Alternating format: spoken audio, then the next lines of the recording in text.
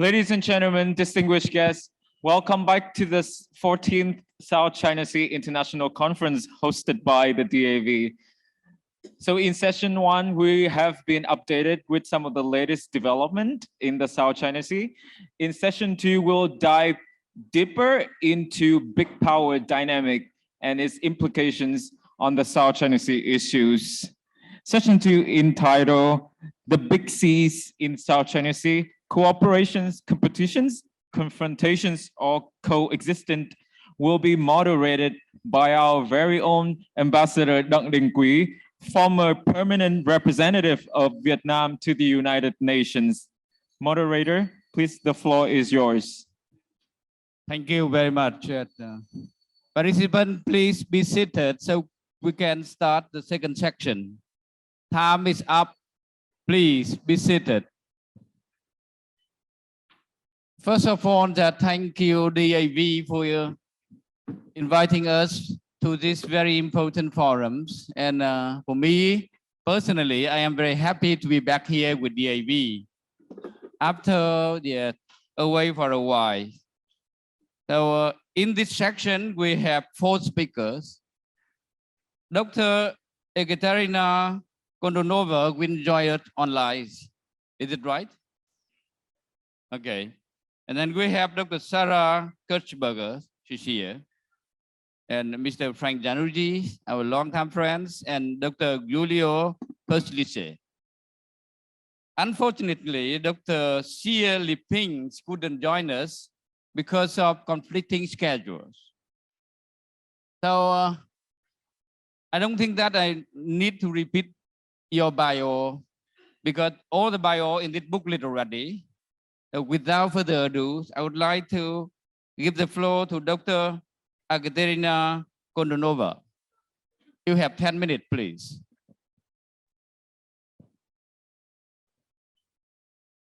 Hello, can you hear me? Yeah, loud and clear. Thank you, and I believe that technical stuff will start the PowerPoint, right? So my appreciation goes to the Diplomatic Academy of Vietnam for organizing this conference. You go from strength to strength, enlightening us and maintaining the academic debate on the important and sensitive issues. So thank you for this. And Ambassador Đặng Đình Quý, it's great to see you. I don't know whether you do remember or not, but we met for the first time exactly 10 years ago in Hanoi, and then in the similar South China Sea Conference of the DAV in Ho Chi Minh. So it's great. It was great to follow your diplomatic achievements and progress, and it's great to participate in the session where you act as a moderator. So in my presentation, I would like to touch upon several issues which relate to the topic of the big power rivalry. How does ASEAN is situated in this context, and what implications are for the South China Sea. So I will be very classic in my talk. So I'll start with a short intro, then we'll go to ASEAN's perceptions of security and security-related institutions. Then my next point will be about the shift which we are witnessing right now, the shift from the geoeconomic understanding of big power rivalry to geopolitical understanding of it. And Professor Buzinski already touched upon some of the aspects of contemporary geopolitics. Game changers, so we are also observing a number of factors which will significantly change the situation as we move forward, and some preliminary conclusions. I'm not pretending to be, a theoretist or 100% knowledgeable person of what is going on, but I just want to add some elements of complexity to our view in order for us not to be reductionist in what in the assessments which we are presenting. So if we look at the regional situation, we can say that ASEAN, an amalgam of small and middle-range states of Southeast Asia, has been deliberately distancing itself from the debate on the hard or structural security challenges. And for the past 3 decades, association's primary concern has been to ensure and maintain a proper balance of power between the extra-regional actors in such a way that it could be conducive to its development. But at the same time, we witness that the major stakeholders and dialogue partners of ASEAN are mainly big powers with their own aspirations, and we witness the continued trend for rising big power tensions articulated or spurred up by the emergence of the recent game changers. So if we look at the conditions in which this perception of security focused on managing big power relations instead of focusing on the structural security issues comes from, we can say that it comes from a pretty stable situation of good economic development of the 1990s and early 2000s of this century. So key drivers of ASEAN's approach to regional security was that search of proper or optimal balance of external powers and a struggle to keep ASEAN central to all large-scale discussions concerning the state of the regional affairs, including security, but in its broad sense. ASEAN started the second decade of the century with 3 key instruments for security cooperation: ASEAN Regional Forum, East Asia Summit, and ASEAN Defense Ministers Meeting Plus. So IRF, according to its name, sticks to discussions. Indeed, it acted as a forum. East Asia Summit, unfortunately, turned out to be paralyzed by the mentioned big power rivalries, and ADMM tried to avoid the shortcomings of other institutional settings. And by the way, the ADMM Plus was initiated by Vietnam during one of its previous chairmanship of ASEAN. So it focused on the practical aspects of security, capacity building, facing challenges and transnational security threats. So none of them actually helped to speak about regional structural security issues like existential hard security challenges related to strategic stability, nuclear non-proliferation, security bloc divisions, territorial conflicts, etc. So this is what I had for this part. One can explain the logic of ASEAN's non-focusing on the structural dimensions of great powers rivalry by the association's mostly geo-economic understanding of this rivalry. Even the conflict with China over the islands in the South China Sea so far remains more as an unpleasant background of still booming economic relations rather than a looming large immediate security threat. Their response to this geo-economic understanding came also from the geo-economic domain, looking for the third force, like Japan, EU, in some cases Russia. So in other words, the great power rivalry and the conflicting elements of regional order visions looked unpleasant but manageable. So if I can briefly comment on 3 versions of regional order advanced by USA, China, and ASEAN, we can see that there are advantages and shortcomings. But this table relates, I will recap, to the geoeconomic situation of the turn of the century. So US provided security, and its many partners and allies still believe that US is a key answer. So keeping US in will help to counter China. But at the same time, many countries didn't like interventionism, didn't like seeking universal solutions. I will put it like in this diplomatic way, but we can dig deeper at the expense of regional specifics. China provided an economic chance, which any other country could not provide, including the US in the recent decades. But there is a constant threat of conflicting interests and a necessity to accept Chinese national interests as a priority while leaving own national interests on the periphery. So let's put it in a diplomatic way as well. ASEAN's benefits were inclusiveness, which we appreciate so much, and unfortunately, lack of own resources to advance this very rational view of regional order. Moving next, game changers. So much has been said during the first session how the current turmoil influences the situation, that different parts of our world are actually more interconnected than we believed before, even under the globalization argument. But actually, we indeed witnessed the regional arms race spurred up by the changing constellation of powers in the Pacific Asia and by the conflict in Europe, in Ukraine. You can call it whatever you want, but the problem is much wider than just quarrel between Russia and Ukraine, indeed much more wide. The appearance of exclusive unilateral frameworks, Quad, AUKUS, they receive different assessments. Some say that they are needed. Some are vigilant about these new developments, but I don't have time to dig deeper into this. And US open enumeration of its key rivals. We are now in a privileged position of being an immediate challenge, and China is the only competitor with the strategic perspectives.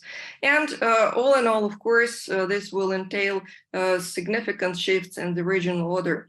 Not pretending to be comprehensive, because of course this assessment needs much more thought and more studies, but I would say that now if we look at the previous table, we can say that the US-led vision of the regional order moves to much higher exclusivity. ASEAN is trying to stay inclusive. This problem occurred in Europe before, and there are significant implications of this. But that's what we have witnessing apart from other important factors. So to conclude, even though the structural security issues might well be soon catching up with ASEAN, unfortunately, ASEAN network is poorly equipped for standing up to them. And Richard marvelously explained the shortbacks and problems of the situation. Conflict in Ukraine, decoupling of Russia, and so-called collective West, all these factors reinforced the already visible, I will highlight, already visible for a decade or even more used China contradictions. The experience of ASEAN collective action is very much appreciated, its advantages, but however, the abilities of ASEAN to advance its vision of the regional order in practice seems increasingly problematic. Thank you very much for your attention, and I'll stop here. Thank you very much, Katerina, for your insight and for keeping the time limit. Very good. Our next speaker is Dr. Sarah Kutzberger. Floor is yours.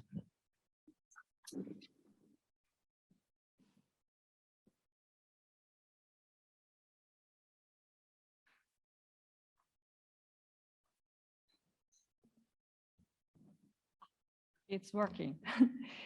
Yeah, good morning, everyone. Many thanks to the Diplomatic Academy of Vietnam for having me here. It's a great honor to address this illustrious group and be on this excellent panel. The first time in Vietnam for me, actually, forever. So I'm very grateful for this opportunity. So my plan for this talk is actually to address something that has already been brought up in the first panel by Professor Bushinsky. So I'm going to build a little bit on that. And that is going to address what's going on under the surface of the sea and how that impacts the dynamic that we are seeing in the South China Sea. I'm not going to say anything about the cartoon you see here, except that it was drawn by a cartoonist from India. So it's interesting to see the perception of an Indian satirist on the issues. But let's dive into the topic. So what's going on on under the surface of the sea in the South China Sea can lead to interesting incidents, like the one you see pictured here, where a Chinese ballistic missile submarine accidentally or intentionally surfaced, you could say, in the middle of Vietnamese fishing vessels. This happened a while ago in 2017.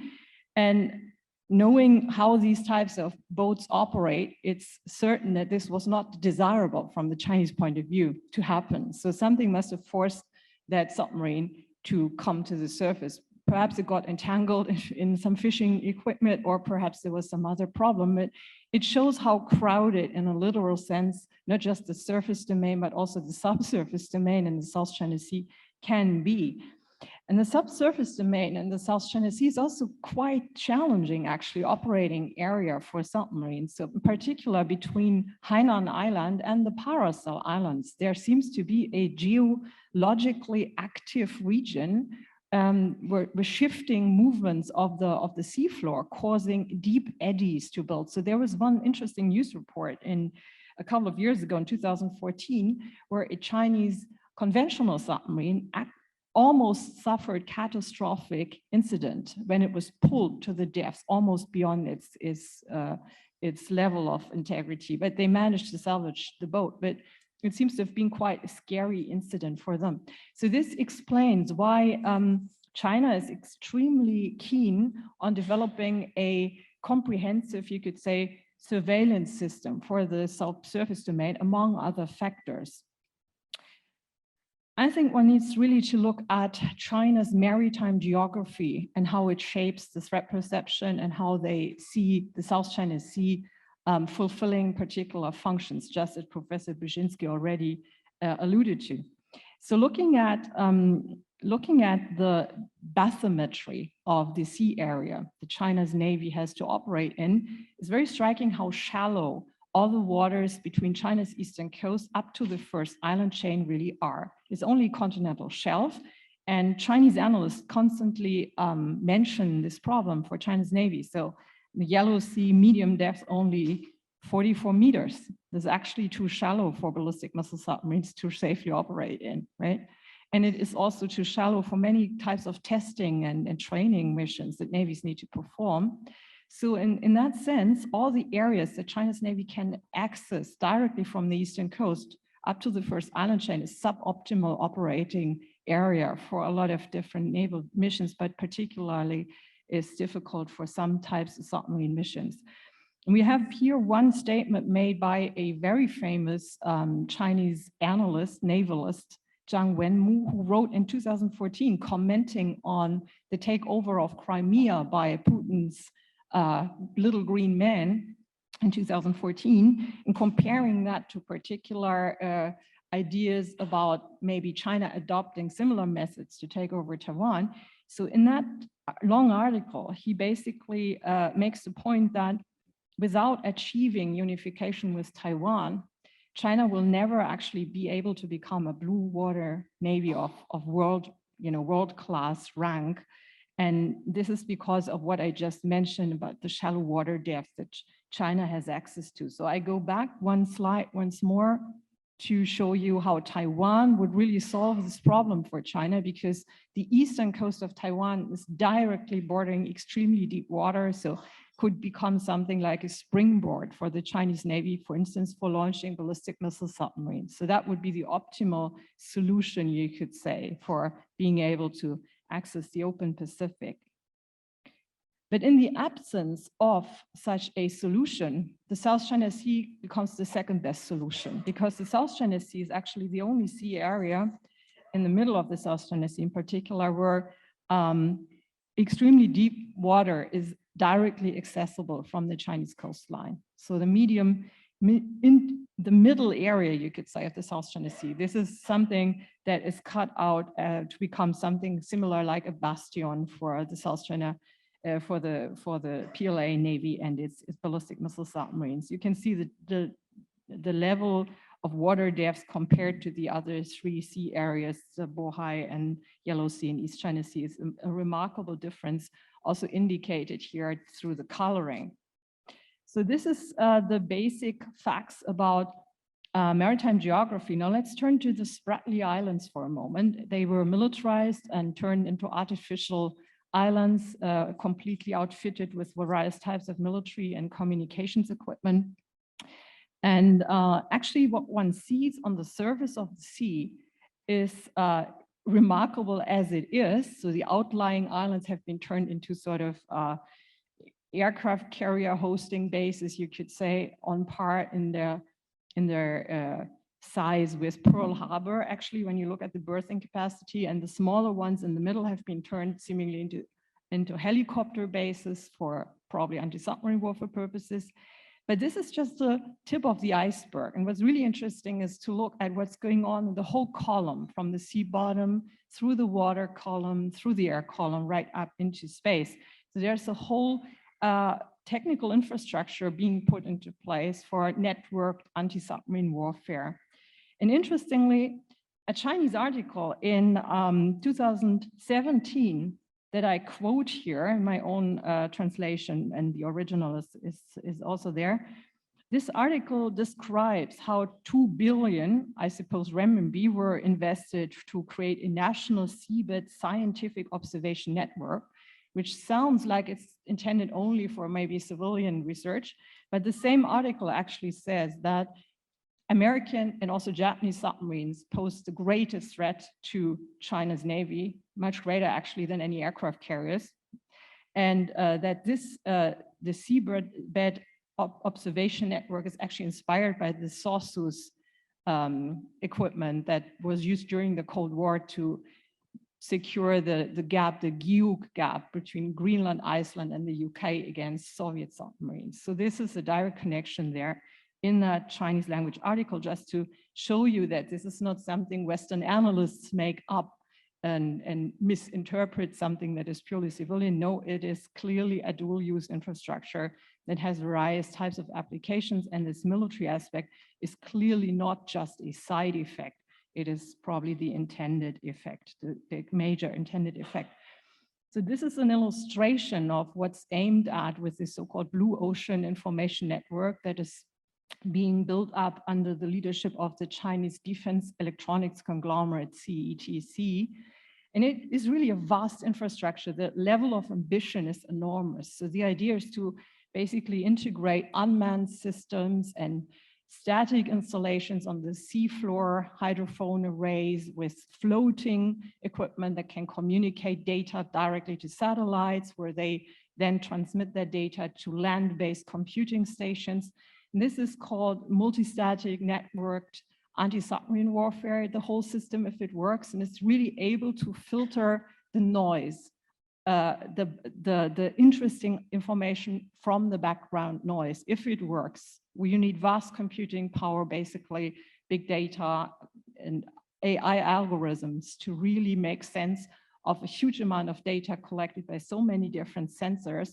But it can work. In experiments, it has been shown that this is really effective, and some submarine experts describe the effect as switching the light on when you are in the dark cellar. So really making the underwater domain translucent. So this seems to be the level of ambition, basically to create an opportunity to exercise actual sea control, maybe, at least sea denial, but sea control in the South China Sea. So the precondition for that, of course, is to always know what's swimming there. So the operational environment is going to become much more challenging for all the navies operating submarines in the South China Sea. Some will have countermeasures maybe against this, others probably not so much. We can already see a couple of manifestations, practical applications put into the South China Sea, like these photographed platforms with communication equipment. They are already visible from space. Other things are not visible. My time is up. Let me conclude with the remark that Professor Brzezinski said that probably the Chinese Navy plans to try and leave the South China Sea with the submarines and be able to. I don't think that, actually. I think rather what I see is that the idea is to work on longer range missiles than the currently existing Julang-2, which does not have sufficient range to shoot from the South China Sea all the way to the United States mainland. What I see happening is that they're working on a longer range missile, which indicates that the plan may be to base the submarines in the South China Sea and use that as a safe haven, a safe operating area. Yeah, and this of course means that room for compromise from China's point of view is probably extremely limited, which is why I am pessimistic about actual cooperation. Thank you very much. Yeah, thank you very much, Sarah, for your presentation. Next, Frank Zanuji, floor is yours.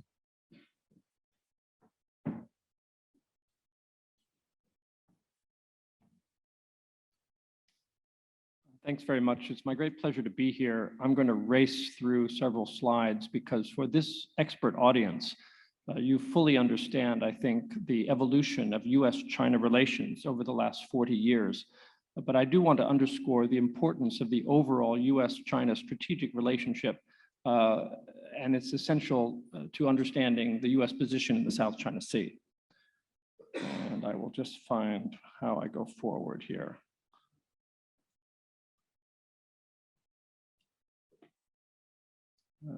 Which button do I push?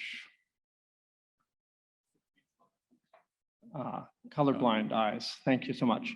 So China's rise is the defining geostrategic event of the post-Cold War era. And this audience understands that China's economic rise has many dimensions and has lifted millions of people out of poverty.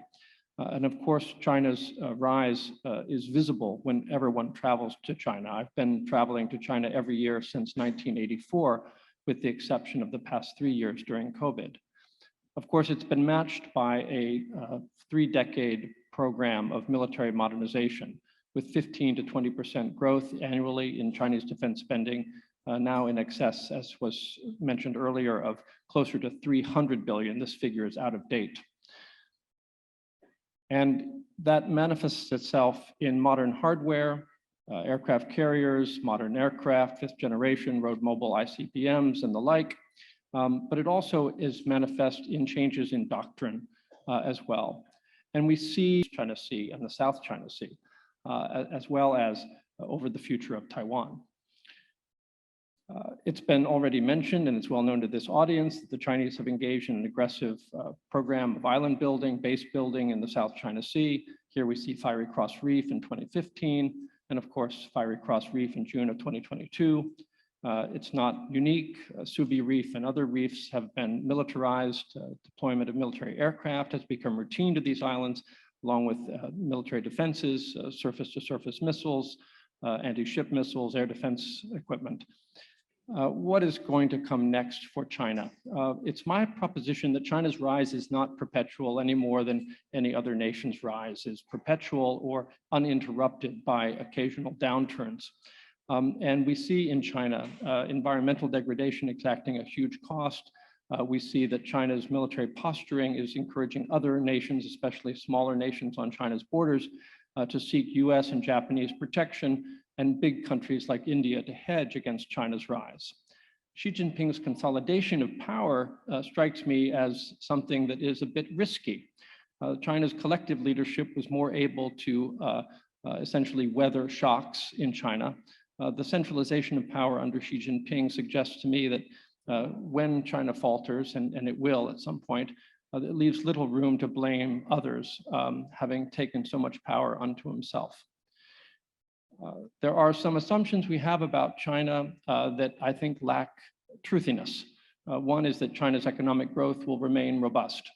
COVID has already been quite a shock to the system, but it's not just COVID. China is an aging country, aging rapidly. It's already seen peak labor force.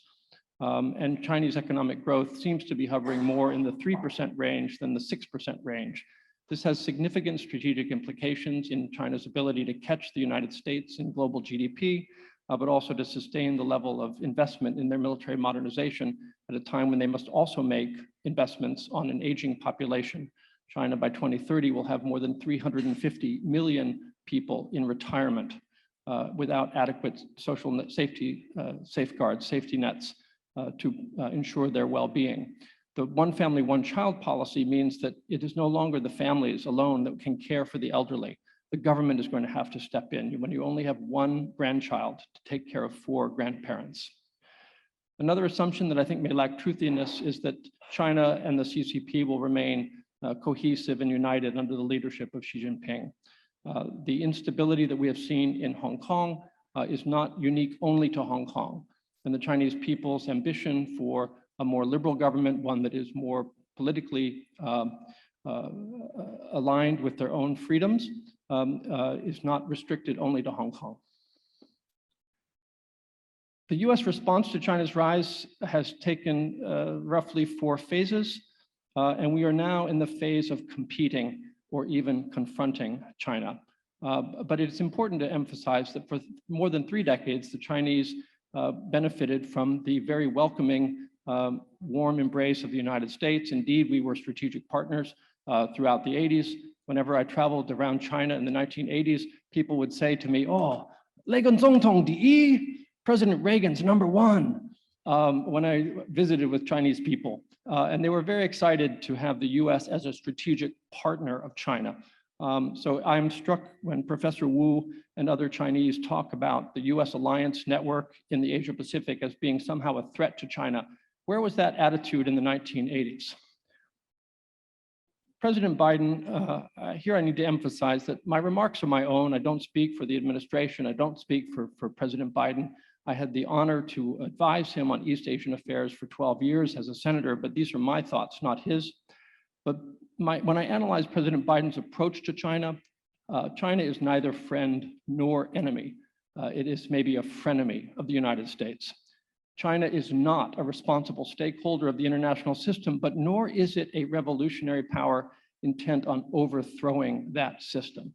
And the US, therefore, should neither demonize China, nor should we overlook China's many faults. We have to find a more balanced approach.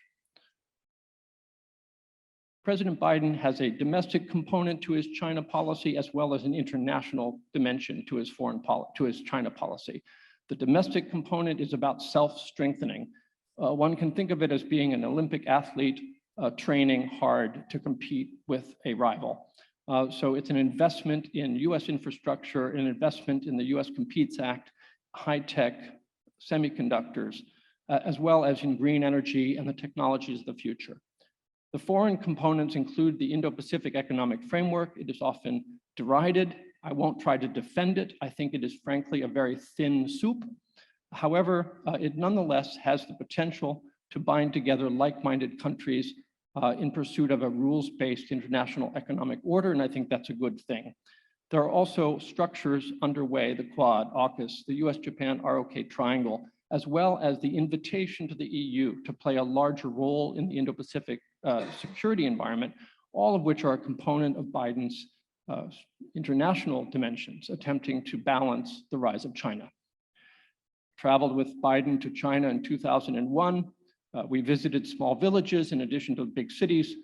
Here, I think President Biden thought perhaps he was running for president of China. He spoke with every child in the village, shook hands with every child, and encouraged them to be friends of the United States. Biden is not anti-China. Biden's dialogue with President Xi Jinping is respectful, but businesslike. And there was a warmth to the meeting in Bali, but it should not cloud strategic challenges in the US-China relationship. It was President Trump who sort of took the gloves off in 2020 with respect to the South China Sea. Secretary Pompeo's statement ended effectively US neutrality with respect to some of the territorial claims because the United States aligned itself with the International Arbitral Tribunal. We no longer were emphasizing only process. We were now saying that nations that disregard the International Tribunal were acting in a reckless way that was contrary to rule of law. In response, the United States has stepped up its military exercises in the region with ASEAN, here Thailand Navy, with Japan and other partners, including Australia, and the presence has been expanded relentlessly over the last roughly a decade. I think that Biden surprised many Americans with his continuity of his Asia policy with respect to President Trump. There has been very little deviation from the Trump approach. It surprised me as well. But Biden and his Secretary of State have explicitly stuck with Secretary Pompeo's pronouncement that the US finds China's expansive territorial claims in the South China Sea to be illegitimate under international law. This cartoon sort of speaks for itself. For those of you not familiar with the shadow behind Biden, that is the shadow of Trump with his special haircut. It's my contention that Biden is seeking a thaw with Beijing and that Xi Jinping is more open to such a thaw than many Americans might expect. The statements coming out of Bali to me, while carefully worded, suggest that the United States and China are going to embark upon a strategic dialogue, finally, after 2 years of essentially COVID isolation of China's leadership and the US basically being reserved with respect to direct outreach to Beijing. So I think the welcome mat is out from China, from the US Biden administration to President Xi Jinping of China. But I want to underscore as I close that it's completely understandable to me why nations in Southeast Asia don't want to choose between the United States and China. I don't think they have to, nor should they. But it's much more difficult to remain on the sidelines with respect to choosing to defend the rules-based international order or aligning oneself with nations that routinely violate it, as China has done in its support for Russia's invasion of Ukraine. I don't believe there can be neutrality with respect to adherence to the rules-based international order. Nations must either abide by it or choose to disregard it. And I think that that is a choice that the nations of ASEAN are going to be confronted with in the years ahead as they attempt to promote peace and stability in the South China Sea, consistent with the rules-based order. And my final thought is just to say, yes, of course, the United States should ratify the UN Convention on the Law of the Sea. As an American, I'm embarrassed that we have not ratified the UN Convention on the Law of the Sea, even as we insist that other nations must abide by it. I can only say that as someone who worked in the Senate for 15 years, this is a structural problem of the United States Senate, and it's not going to go away anytime soon. So we have to live with this apparent contradiction in the US position, insisting that the UN Convention on the Law of the Sea should govern, but ourselves remaining not a ratified partner of it. Thank you so much, and I look forward to your questions. Yeah, thank you, Frank. Our next speaker is Dr. Julio. Yeah, floor is yours. Thank you. Thank you very much. It's a great privilege to be invited by the Diplomatic Academy of Vietnam. And it's a great privilege for me, especially, to be surrounded by this enormous amount of audience members, because I'll forewarn you, I'm an academic at heart. And I'm used to panels that are attended by at most 5 to 10 people. So it is indeed a great privilege to be here. And I also have to thank the Enhancing Security Cooperation in and with Asia program for providing food for thought and for really informing my presentation today. I'll start rather academically by not making it possible to advance the slides. Next. Technical problems. Next slide. Okay, thank you. And I'll start with a research puzzle. And the research puzzle is connected to pretty much the opening remarks by Rear Admiral Alin. Why is it that the European Union and its member states have embraced the so-called Indo-Pacific concept? And there have been different answers to that particular research question. Some of them have pointed at heightened threat perceptions by resident players, such as France, which has citizens and territories and large exclusive economic zones in the Indo-Pacific, defined as the macro region spanning from the eastern shores of the African continent to the Pacific states. And those threat perceptions have much to do, of course, with China's advancement into the seas. Others have actually looked at, this is the mainstream view, at the security alignment, if you want, with the United States. And this is also something that we should probably have to come back to at the end of this presentation, because of the heightened strategic dependency that actually Europe finds itself in the region following Russia's war in Ukraine, strategic dependency vis-a-vis, of course, American military protection.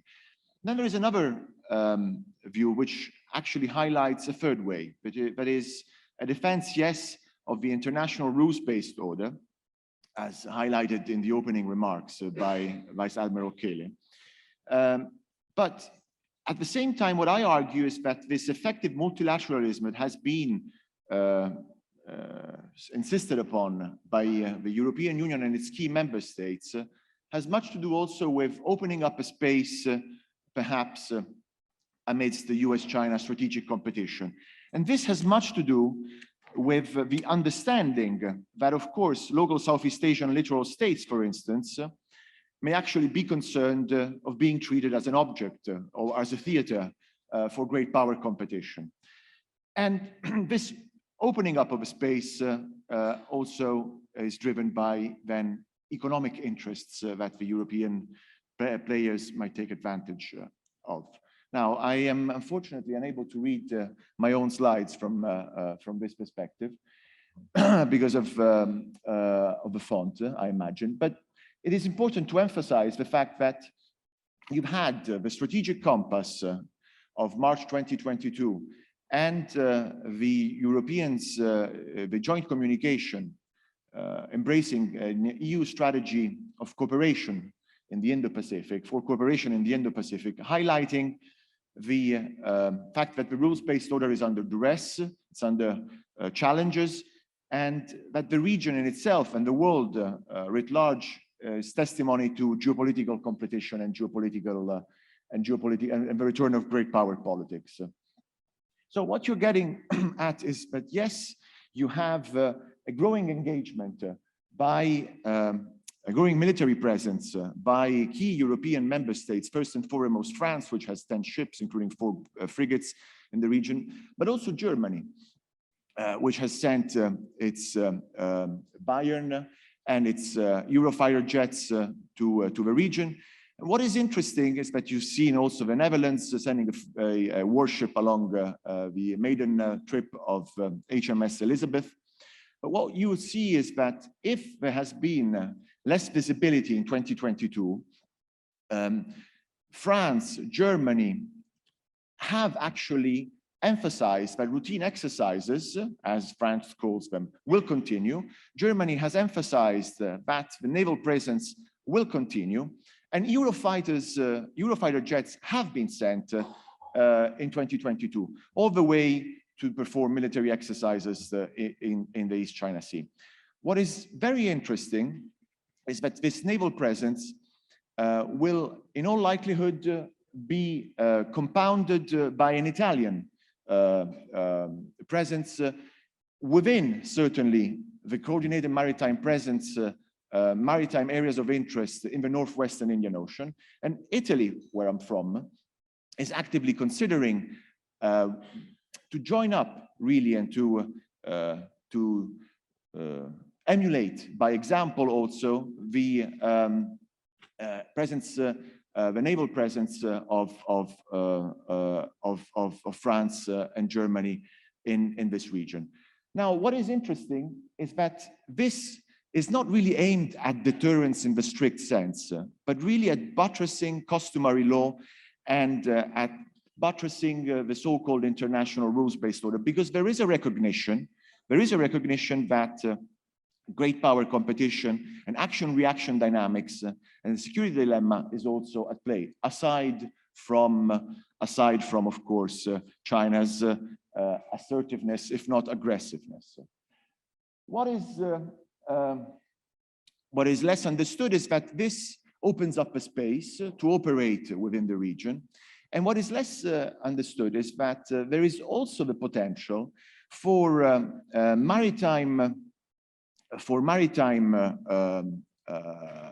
new maritime areas of interest past the Indian Ocean, which has been emphasized in the strategic compass. And while it has not been, while it's unlikely that the South China Sea will be part of this new maritime hotspots, as the Admiral has mentioned, because you need unanimity within the 27 member states to vote for presence and transition and deployment and transition in the South China Sea. It is possible, and this is a trial balloon that I'm launching here at this conference, it is possible to enforce UN sanctions, which have then the support also of China and Russia, in the East China Sea to monitor, for instance, DPRK, nuclear and missile breakout by enforcing UN sanctions in the East China Sea. And there are already, at the bilateral and unilateral level, activities by France, Germany, the United Kingdom, off basically the base of Yokosuka, where there is a US-led mission to basically gather information on monitoring activities to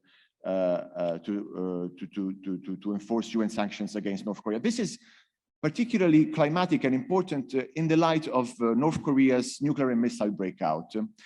And there is a South China Sea link, if you think about it, because those assets, such as the Bayern, which performed core activities in the East China Sea to enforce UN sanctions against North Korea, eventually transitioned back home through the South China Sea. So there is a South China Sea link, perhaps not through coordinated maritime presence operations, but by simply having individual member states transiting. This is important because, of course, it is part and parcel of the strategy for cooperation in the Indo-Pacific. Somebody got the wrong slides. Yeah, okay, these are the other slides that I cannot read. So I'll have to actually give you my back. I'm very sorry. And what is interesting, of course, is that the strategy for cooperation and these activities are also sought after to be performed in partnership with Indo-Pacific players. So the language of the joint communication of the strategy for cooperation in the Indo-Pacific highlights, diplomatically so, that we will cooperate with regional states that have already churned out their own Indo-Pacific strategies. And of course, as you know, the Indo-Pacific as a concept is a Rorschach test. To the United States of America means something. To the ASEAN players with their ASEAN outlook on the Indo-Pacific, it means something else. So there is a whole variety of options that is left open in the interpretation of what kind of partnership to develop. But the European Union and its member states are diversifying their rostrum. So this is not, as often posited in the mainstream literature, alignment with the US necessarily. It's actually development of partnerships with other potential like-minded players from Australia to Japan, including also littoral states in Southeast Asia. And this brings me to the other point, and I'll conclude. That this willingness to show the flag to the European flags and potentially the European Union flag implicitly to buttress the rules-based international order also goes through so-called capacity building. Capacity building, as the FCDO diplomat at the beginning in her keynotes mentioned, also through courses and soft skill training to enforce and to train local players in international law, the respect of UNCLOS, but also more explicitly at potentially buttressing the international rules-based order through capabilities, through actual capabilities. And what is less known is that there is a potential tension between the maritime domain awareness instruments that the European Union tries to promote in this region, which is the one. We have 1 more minute. Okay? I will be very All right. brief. Thank you. Which is the one that has been tried to be pushed and is actually more actively used, which is Crimario, and used by the Filipino and Indonesian coast guards, and the one that has been churned out at the recent Quad Summit in Tokyo of April 2022 at the initiative of the US to reportedly aim at illegal, unreported, and unregulated fishing. The IPMDA, however, might actually worry, and this is part of my argument, local littoral states precisely because of the geopolitical aims that the US in particular has when it wants to promote its US-led IPMDA maritime information exchange program and exchange platforms such as Sea Vision. And in this regard, then you would see our and Europe's alternatives being suppletive to American-led ones or Quad-led ones, bilateral-led ones, but perhaps also trying to occupy a different space to reassure local littoral states that the aims are not necessarily power political aims, but really aimed at defending an international rules-based order. And I'll conclude by pinpointing at the fact that Italy has actually churned out an implementation strategy for the Indo-Pacific in February of 2022, which has been overlooked, unfortunately, by Russia's war in Ukraine. But I encourage you all to have a look at that document, and to do so, the easiest way, for instance, to find a link is to go to my academic article, which is open access, and you'll find reference to that implementation strategy, which is in Italian, published in the Ministry of Foreign Affairs website. And it's particularly clear of the link between defending the rules-based international order, but also the necessity to link it up with economic aims that are, of course, part and parcel of our national interests. And so we need to be realistic in our calls also for the preservation of a rules-based order to not overlook perhaps our national interests. And thank you very much. Yeah. And sorry for being the overloquacious Italian, it was due to technical problems. Thank you, Giulio. Now floor is open for comment, question and answers. And I will take questions from 3 participants at a time. Yeah. Yeah, Buzinski, and I see the man in the 4th row, okay? In the 4th row, yeah. You, Buzinski first.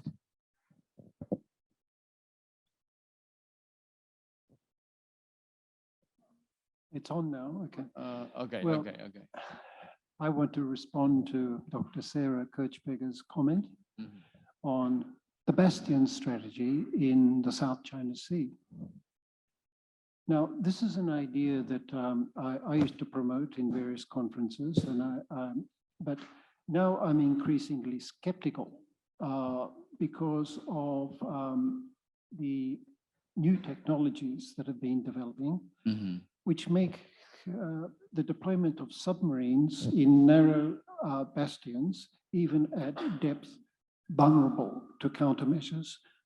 There was a study done in my center on this very point, which looked at the new technologies, tracking technologies being developed, and linked with underwater sensors and satellite communications, which increasingly make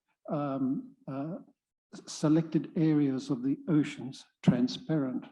And known bastions would be open to this kind of tracking and these countermeasures, so that deploying submarines, heavy, large ballistic missile submarines in these areas then become vulnerable. So I don't think the Chinese will develop this idea, and it seems more likely to me that since they are contributing to the kind of technologies that are being developed, they will be respond in kind. And I think that they will develop the kind of missile submarines together with the new version of the ballistic missile, and they will have to seek access in the open sea rather than be confined to vulnerable places in bastions. Yeah, thank you, Alex. Yeah. The man in the back. the distinct moderator, speaker, and guest in this conference. My name is Gu from the Faculty of International Relations from Ho Chi Minh City. And I would like to have one question for Dr. Kodunova, Associate Professor, Moscow State Institutions of International Relations Research. My question is, what are the criteria to find out advantages and shortcomings of three visions of regional order according to table number 1 in your paper? Thank you. Thank you. Right. Okay. Yeah, and then Dr. from Cambodia, right? You first. Okay, Yong Woo from the Lee Kuan Yew School at NUS. I have a question for all the panelists, and thanks for your presentations. So a lot of discussions that we've had so far, and also other various forums that I've been attending. In the end, the policy prescriptions, right, and the description of regional dynamics comes down on the way we understand and assess the nature of the Chinese Communist Party, especially under Xi Jinping. So I want to ask all the panelists about how you assess the nature of Xi Jinping regime and the Chinese Communist Party. Thank you. Okay, so Ambassador Pao. Yes. Thank you, moderator. I have a question for Mr. Frank Zanuzzi. It was very interesting in listening to you, your view about US, China, and many multi-dimension. I would like to seek your further explanation with regard to the so-called US-led Indo-Pacific strategies, of which the US is openly defined or take China as a threat to its national security. Of course, Russia and also terrorism, but just focus on China. How you see this strategy playing out now in the ASEAN context? And with that regard, what do you make of the new signing comprehensive strategic partnership between US and ASEAN? Because this also will have some relationship as to how the US intend to engage China through ASEAN. Thank you. Okay, thank you very much. Now I turn the floor to the speakers who will take first. Frank Zanuzzi? Okay. Thanks very much for the question. The U.S. Indo-Pacific strategy, includes this new strategic partnership with ASEAN. I think this is a nod to ASEAN centrality. Everyone talks about ASEAN centrality, but the reality is that ASEAN is a slow mover.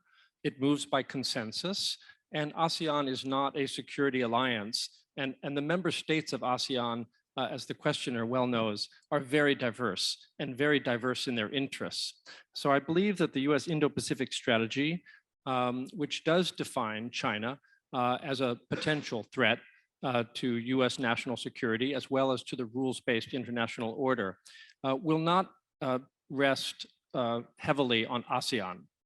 Rather, the US Indo-Pacific strategy seems designed to seek like-minded partners within ASEAN with whom the United States can build minilateral, functional, multilateral groupings. This is why the United States, in partnership with Japan, have been providing Coast Guard vessels and support to the Vietnam and the Philippines with respect to enhancing their ability to patrol their oceans. It's why the US is working with the Quad on the Indo-Pacific Maritime Domain Awareness Initiative. It's why the US is working with Australia and other partners to enhance anti-piracy and multilateral naval operations in the South China Sea and in the Indian Ocean. So I think that the US approach will be to favor functional multilateralism rather than a US ASEAN pillar for the US Indo-Pacific strategy. Okay, Shara, you want to take the floor? Anything? No. Okay. Yeah, very briefly, of course, it's to Professor Brzezinski's comment, it's of course difficult to guess what exactly the Chinese will do. However, consider the vast amount of money they are pouring into the system, the militarized islands, and how quickly they built that system up. Furthermore, that China may be able to make parts of that area transparent does not mean it becomes transparent equally to everyone. Only those analyzing the data would have this advantage. So China is at an advantage in a particular area south of Hainan Island, whereas the US and its allies are at a similar advantage when it comes to transversing the first island chain where they have similar installations in place. So the chances of success for a submarine to cross through these heavily guarded outlets into the open Pacific are probably much lower, untrailed. This is important for ballistic missile submarine, right? You need to cross through untrailed and then pass thousands of kilometers into the middle of the Pacific Ocean, untrailed. So this is probably rather difficult to pull off compared with just securing a sea area, making sure that no enemy submarines are anywhere close, and then shooting from there. So my guess from discussions with the submarine experts that we have in various Western navies is that this is probably more likely to be put into place. But we will see with time, hopefully, what is actually being done. Julio, what do you think? Sure. A couple of points, if I may, specific to China's own maritime domain awareness capabilities, which of course are still, in my understanding, relatively local and quite not up to standards, for American standards. I remember learning this summer that apparently Nancy Pelosi's plane disappeared off the Chinese radar screens at one point. I remember reading this very interesting research by a famous China watcher in Japan called Masuo Chisako, according to which China's own maritime domain awareness capabilities are now being enhanced possibly through the Beidou navigation satellite, the Beidou satellite navigation system, which is also being potentially distributed to fisheries through this fishery reformation system in China that has been centralized. And by endowing this super app in fishery boats, you basically can mobilize also through a whole of government, if not whole of nation approach, fisheries for the purpose of trying to understand what is the situation at sea. And so I would encourage you to read Masuo Chisako Masuo's research as well, because it's fascinating, and it's a fascinating development, I imagine. Specific to the nature of the Chinese Communist Party and of Xi Jinping in particular, I would absolutely echo what Sarah has mentioned, but with a caveat that yes, especially as Xi Jinping has made himself a lot of enemies within the CCP, he needs to be very careful because there's only one way out, as far as I understand it. And that is that he needs to keep power. And effectively what I see, however, is a tension between the CCP and Xi Jinping's ambition to stay in power and to paraphrase Woodrow Wilson, to make the world safe for autocracy. And hence, by being the second largest world economy and having all sorts of toolkits and influence abroad, this goal and ambition will notably have impact in terms of influence operations also abroad. But with one caveat, I don't still see Xi Jinping as Joseph Stalin and as willing to export dictatorship abroad willingly, as if this was the 1950s. And this is where we need to be careful, not feeding into self-fulfilling prophecies and giving a degree of faith to Xi Jinping, give him escape ramps. And I say this also in the context of cross-strait relations. Because if we engage too aggressively in our own salami slicing across the strait, then Xi Jinping has no choice.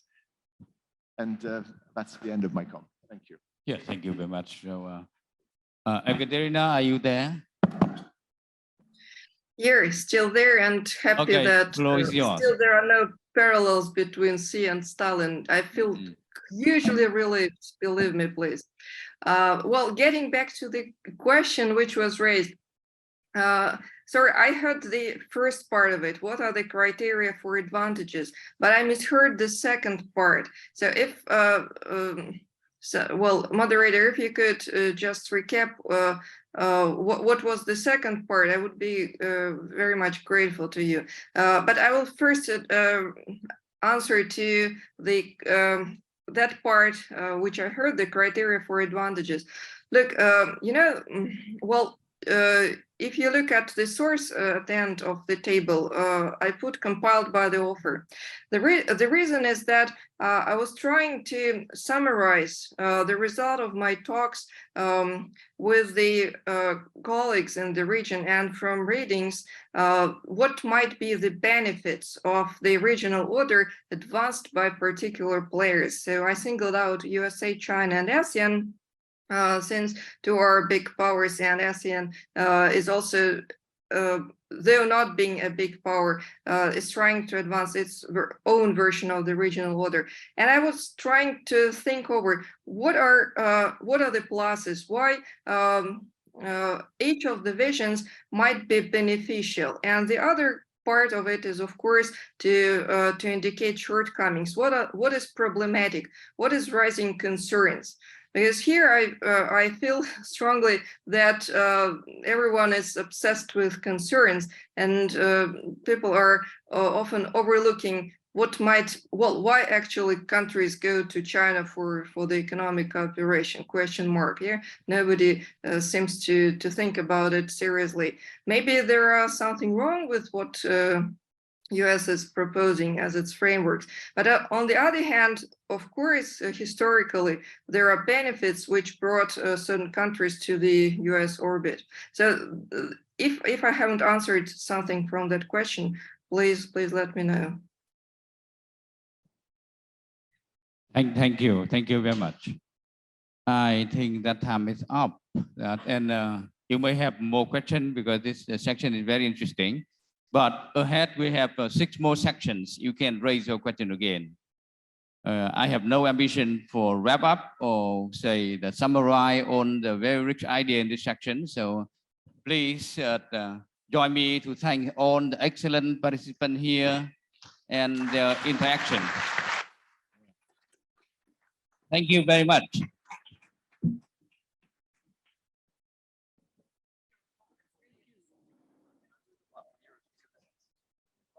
Thank you, moderator. Thank you, our panelists, and thank you, everyone, once again for sticking with us. The morning program has been wrapped up. Now is the time for lunch. Lunch will be served at the Indochine restaurant, if my French doesn't betray me. So please follow our receptions. They are right at the door. They will guide you to the Indochine restaurant for lunch. And for our online participants, our program will be resumed at 2 p.m. sharp. And we'll look forward to seeing you. Don't forget that there will be a live commentary sessions here on stage at the end of the day on session 1 and 2 and 3.